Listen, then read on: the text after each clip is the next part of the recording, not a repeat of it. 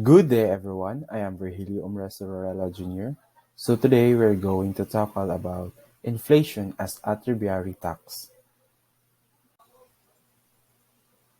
Why inflation called an arbitrary tax? Because it lessens people's disposable income while affecting them randomly. Inflation tax, what you need to know. You don't have to be an economist or you haven't studied macroeconomics in college to know that inflation is a dirty word. With inflation comes from a higher cost of products and services, while at the same time the value of our money are lessened. What is inflation tax? So let's be clear. So the inflation tax is not an actual tax like an income tax or a sales tax. It is not related to your income tax rate. It has nothing to do with the tax revenue.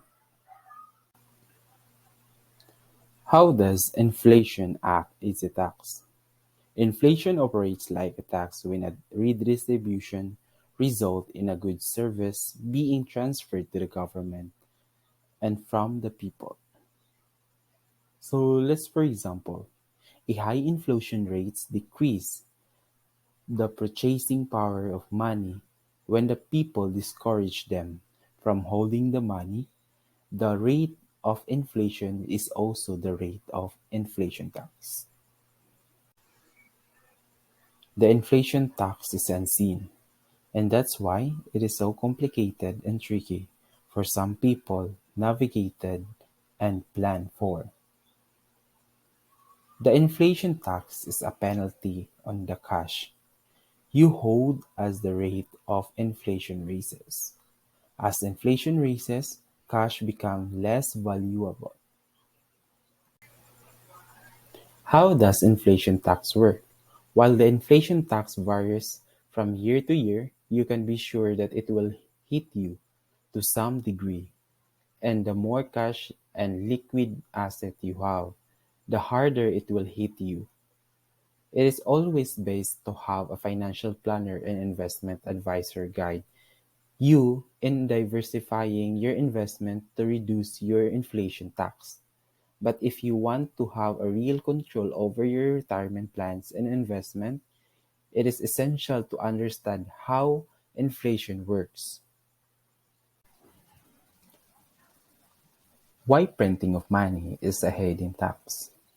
Suppose you have a branch of people, and these people buy things from a Walmart, from McDonald's, and Ford. In buying these things, they give these businesses money. So in return, they receive a goods and services from the businesses. So the ratio of the dollars pays the goods and services they receive, what we call prices. So we have an average price of pairs of shoes. The average price of the car is now the government were to print enough money to double the money supply. We have twice as many dollars bills floating around, but at the same amount of goods and services. All that would happen is the price of these goods and services themselves wouldn't double with the twice as many dollars bills.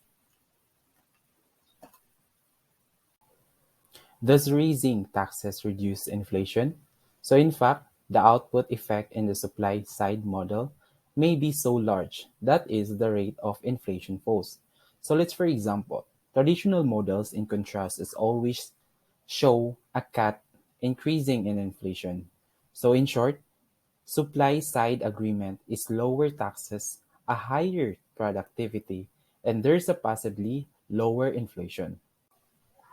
How does tax control inflation? The government can increase taxes such as income tax and value added tax or VAT and cut spending. This improves the government budget situation and it helps to reduce the demand on the economy. Both of these policies reduce inflation by reducing the growth of aggregated demand. This is the end of my topic. I hope you learned something about this. Thank you so much for listening and stay safe and God bless.